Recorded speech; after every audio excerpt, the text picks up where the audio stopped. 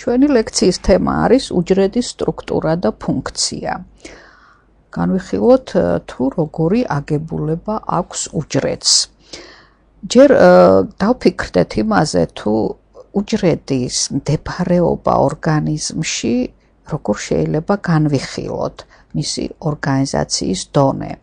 შეიძლება ეს განვიხილოთ როგორც იერარქიული დონეები თუ ორგანიზმი ეს არის ყველაზე ვრცელი, ყველაზე მაღლამდგომი იერარქიული დონე, მაშინ შემდეგი იქნება ორგანოები, ეს თუ არის მცენარე, მისი ერთი ფოთოლი მაგალითად წარმოადგენს ორგანოს, რომელიც შედგება უფრო დაბალი იერარქიულ დონეზე სხვადასხვა ტიპის ქსოვილებისგან, მაგალითად მფარავი ქსოვილისგან, მეზოფილისგან და ასე შემდეგ გამტარი კონებისგან. ქსოვილები კი შედგება უჯრედებისგან და აქ არის მოთავსებული უჯრედი, აი ამ იერარქიულ დონეზე, თუმცა უჯრედი თავის მხრივ არის კიდევ აგებული ორგანელებისგან, რომელიც მასში გარკვეულ ფუნქციებს ასრულებენ და თვითონ ორგანელები შედგებიან სხვადასხვა ნაწილებისგან, რომლებიც არიან აგებული სხვადასხვა ტიპის მოლეკულებისგან. აი ეს არის იერარქიული დონე, მაგრამ ყველაზე მნიშვნელოვანი კითხვა, რომელიც ყოველთვის ისმება უჯრედის შესახებ, არის ესეთი, რატომ არის უჯრედი პატარა ზომის, რადგანაც ჩვენ მას თვალით ვერ ვხედავთ, თუმცა აი აქ უნდა აღვნიშნოთ აი ამ სქემაზე, აქ არის მოცემული ზომები, უჯრედის, სხვადასხვა ტიპის უჯრედები არის სხვადასხვა ზომის, დაწყებული გარკვეული 10 ნანომეტრიდან მიკრონებში, გამოსახული მიკრომეტრში, მილიმეტრში და ბოლოს არის უჯრედები, რომელიც ზომაც აღწევს 1 მეტრამდე. მცენარეებში არის ასეთი მაგალითად რძის სავალი, საიდანაც გამოდის ხოლმე თეთრი ან მოყვითალო ფერის რძე. ღეროში მოთავსებული უჯრედისგან. თუ კი არსებობს ესეთი დიდი სხვაობა უჯრედის ზომებში, მაინც უჯრედის ტიპების ალბათ 95% მაინც არის ძალიან პატარა ზომის, თვალით უხილავი, მხოლოდ მიკროსკოპის საშუალებით შეიძლება მისი დანახვა. ამიტომ ისმევა კითხვა. რატომ არის უჯრედი პატარა ზომის? რატომ არ არის ის დიდი? უმრავლეს შემთხვევაში. ამისათვის შევხედოთ აი მაგალითად ამ ორ შემთხვევას. ეს არის უჯრედი, როგორიც ის არის ჩვეულებრივი ზომის და უცებ წარმოვიდგინოთ, რომ ის გახდა 5-ჯერ უფრო დიდი, ბევრად დიდი. რა არის მიზეზი, რომ არ ხდება ის დიდი, არამედ უჯრედი როგორც წესი იყოფა, მრავლდება და ერთი უჯრედი ხდება მრავალი რიცხობრივად და არა ზომით. აი ამას აქვს ესეთი ახსნა, რომ წარმოვიდგინოთ უჯრედი თავისი ზომით წარმოადგენს კუბს, რომლის წიბო შეადგენს 1 სანტიმეტრს. ამიტომ მისი ზედაპირის ფართობი კუბის იქნება 6 კვადრატული სანტიმეტრი, რადგან მისი წახნაგი ამ შემთხვევაში არის 6 წიბო 1 სანტიმეტრი და ზედაპირის ფართობი ასე გამოდის. ხოლო მოცულობა იქნება 1 კუბური სანტიმეტრი. მაშინ თუ ავიღებთ შეფარდებას ზედაპირის ფართობის და მოცულობის, გამოგვივა შეფარდება 6. ეხლა წარმოვიდგინოთ, რომ ეს უჯრედი 1 სანტიმეტრიანი წიბოთი გაიზარდა და გახდა 5 სანტიმეტრიანი წიბოს დიდი უჯრედი. ანუ აი როგორც აქ არის წარმოდგენილი, პატარა უჯრედი გახდა დიდი. მოდით ვნახოთ მაშინ რა მოხდება შეფარდების თვალსაზრისით. ზედაპირის ფართობი ამ შემთხვევაში იქნება 150 კვადრატული სანტიმეტრი, მოცულობა იქნება 125, ხოლო მათი შეფარდება იქნება 2-ჯერ მეტი, ვიდრე აი ამ პირველ შემთხვევაში, 12. ნაცვლად ასეთი გაზრდის წარმოვიდგინოთ, რომ უჯრედები იყოფა, რჩება იგივე ზომის, მაგრამ მათი რიცხვი იზრდება და თითოეული უჯრედის ადგილზე არის აქ 5 უჯრედი ასე, 5 უჯრედი ამ წყებაში, საბოლოო ჯამში ბევრი უჯრედებისგან მიღებული მასა გამოდის იგივე ზომის, რაც აი ეს 5 სანტიმეტრიანი წიბოს მქონე კუბი. მაგრამ მათი აი ნახეთ ზედაპირის ფართობი დაითვლება როგორც თვითეული კუბის ფართობების ჯამი. მაშინ ზედაპირის ფართობი გამოვა 750 კვადრატული სანტიმეტრი. ხოლო მოცულობა აი ამ მასის გამოვა იგივე, რაც წინა შემთხვევაში 125 კუბური სანტიმეტრი. მათი შეფარდება კი იგივე იქნება, რაც პირველ შემთხვევაში. ეს ნიშნავს, რომ ზედაპირის ფართობის შეფარდება მოცულობასთან ძალიან მნიშვნელოვანია იმ თვალსაზრისით, რომ უჯრედი არ არის იზოლირებული სტრუქტურა. უჯრედს აქვს კავშირი გარემოსთან და გარკვეული ნივთიერებები, მოლეკულები გადაადგილდებიან არა მხოლოდ უჯრედის შიგნით, არამედ უჯრედის შიგნიდან უჯრედის გარეთა სივრცეში. და წარმოიდგინეთ მანძილი უჯრედის ცენტრიდან ზედაპირამდე, როდესაც ასე ძალიან გაიზრდება, მაშინ მოლეკულების გადაადგილება რამდენად იქნება შემცირებული.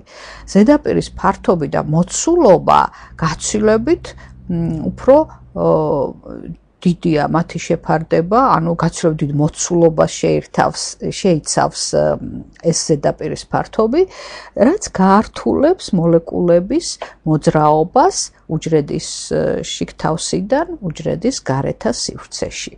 ამიტომ მიზანშეწონილია და ახსნა შეიძლება მიეცეს ამას, რომ უჯრედის პატარა ზომა არის უფრო მოხერხებული ნივთიერებათა ცვლის განხორციელებისთვის უჯრედის შიგნიდან უჯრედის გარეთა სივრცეში. ასე აიხსნება ის ფაქტი, რომ უჯრედები ზომაში დიდად არ მატულობენ, არამედ ისინი იყოფიან, მრავლდებიან და წარმოიქმნება მრავალრიცხოვანი უჯრედთა ჯგუფები, რომლებიც ქმნიან შემდეგ ქსოვილს. ეხლა უჯრედის აგებულებაზე, როდესაც ვლაპარაკობთ, უნდა გავიაზროთ რამოდენიმე მნიშვნელოვანი საკითხი, რაც უნდა დავიმახსოვროთ ჩვენ და ვიცოდეთ, მაგალითად, რა ტიპის უჯრედები არსებობს.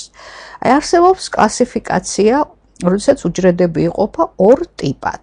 ეს არის პროკარიოტული, ანუ უჯრედი, რომელსაც არ აქვს ბირთვი და ეუკარიოტული უჯრედი, რომელსაც აქვს ბირთვი. ესე იგი, ბირთვის ქონა ან არ ქონა, ეს ძალიან მნიშვნელოვანი საკითხია და აი ამ პრინციპით არიან დაჯგუფებულები უჯრედები.